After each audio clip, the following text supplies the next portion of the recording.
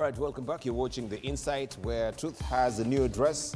And of course, we can see Kabando, Bernard Kitur as well, and Richard Onyonka. They are on fire, right? And we are watching them burning, right? Thank you so much.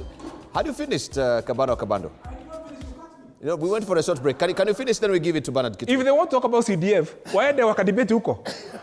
Amemaliza na CDF National Assembly. He is not adding value, wagali Hansard. Sasa, the CDF issue is with the Senate. Let him go and vote for it, and he has expelled. So, tutoe hapo. Tulete pale Kenya iko saa hii. Okay.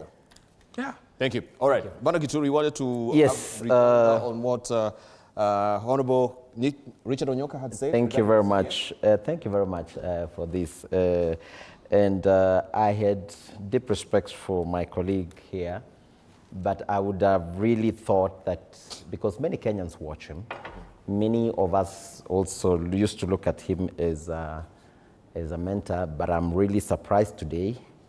I would have wished that sometimes when you get an opportunity like this, you don't throw bile, because they say in the fullness of the heart, the mouth seemingly just speak.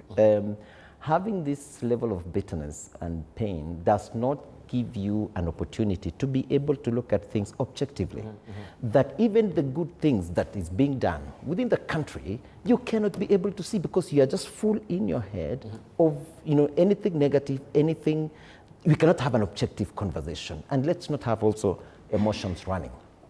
I did mention, and I've liked the view of how Senator Onyonka has brought in. I agree with you, Senator. I think we will really need to have a lot of discussions. Objectively anyway, ideally, I think in Parliament, yes, it's true, we're supposed to be doing the three functions that have been mentioned. But also, the introduction of the CDF has had tremendous impact. In fact, as I talked to you about, I'm doing, I'm solarizing all my schools within my constituency, where I'll be cutting power bills by over 80% of all institutions. Right. So the impact that it's causing is great. So that's a conversation we'll pick it going into the future. But generally, I also wanted to say about, it is good to be fair in this debate, where you cannot give one person the entire discussion, and he seems not to realize and appreciate that, and throwing, words, throwing allegations. Those allegations have been there from all that time through. And sometimes when that person is not able to rebut, I don't think it is right also for you to be able to preside a conversation where you are not able to then censure some of the statements, especially being spewed on the leadership of this country. You see, even the way I'm being demeaned, by some of the sentiments that someone is making here, it is quite unfortunate indeed. So I would have wished that also, even as we're having this debate, let's have some respect for each other so that we can have a debate that edifies the people who are watching us today. All right, let's gravitate to the issue of the national conclave that is being called by Right Honorable Raila Odinga, which also has sparked a lot of debate. And we have also, on the other side of the opposition, calling this regime a hostile regime. So why would you want to have a conversation or a national conclave with a hostile regime? I would assume, and I think I would most probably be one of the people who understands exactly where this came from. You see, initially, when Jacob Raila sat with us and discussed of him joining government to help President William Ruto, because the government was unstable and there was uncertainty on what was to be done, many of us actually were positive on that. Because the question, which again I'm sure you've seen so many people discuss, is if you let the Gen Zs come in and they were determined to move in, it was an uncertain eventuality. We didn't know whether the government would completely collapse. We didn't have IBC. So even if the president was to have been removed by whichever means you wanted, the reality is that the person who's supposed to come over and take over is supposed to be the deputy president. At that time, you didn't have IBC. Number two, the other option which was there is then you allow the military to take over. Or number three, allow the country to disintegrate, and then you're going to have militias running different counties and managing the classical case of banana republic politics on the African continent. So there was an argument on that. What changed on the way is what annoyed many of us, including me. Because we said there are certain low-lying fruits that this government and our party leader can actually now come and tell the president, Mr. William Ruto, yes, I want to support you. But I want you to rally your troops and get these troops. If it is a matter of fixing CDF and we need to get a 2/3 majority, yes, proceed with it. But you see, my brother, we had promised Kenyans that we are going to increase shareable revenue from 15% where it is stuck for the last 15 years, where we are going to actually increase it even to 25%. That would have made me forgive Jacom for making that decision. The third aspect that we discussed was very simple. We, in our manifesto, believed in free education. We believed in providing university free education from kindergarten up to. This is for us, because we are social democrats. This was a necessary engagement with the Kenyan public so that we can begin to remove the disparities that have been happening. When we went to the PFM Act, which is basically the Public Finance Management Act, which is the platform which manages our finances, what were we having? You had the IFMI system, which was supposed to have been encrypted. Enter, out, which is what they are doing now. For the last 3 years, that system has been broken. Completely broken.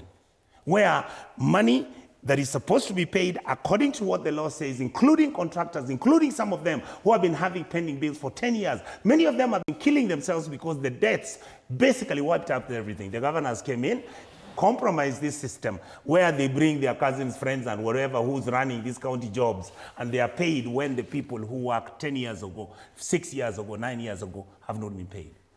The other issue that we discussed, Tibal, we told Jacom, for us, we make our country fairer. We don't want to have this constant election failures where the IBC is a compromised outfit. Can you sit with people and come in with what we are going to do with the presidency of William Ruto by agreeing to ask him and Raila and our team to come up with an election system that is above board? The election of commissioners, we are supposed to have agreed on the basic standard. What do? Do you use religion? Do you use age? Do you use education? All those things were supposed to be done. And many, many others, some of the things you see which were in BBI, some which were supposed to be in NANCO. What happened after that? Not a single aspect of those issues we were talking about governance, we were talking about fairness, we were talking about inclusivity. The same communities that have been employing people from one community where you have in government, 270 people have been employed in the ministry, and all these officers who are supposed to qualify. Because the time had come, meritocracy, where we are supposed to promote somebody because he's been trained and he's somebody who's gone to education properly, and it is his time to be promoted. Nothing. The same cliques, the same sharing oppositions. Look at what we are doing with the Teacher Service Commission. Why can't we have a scenario where it was first in, first out?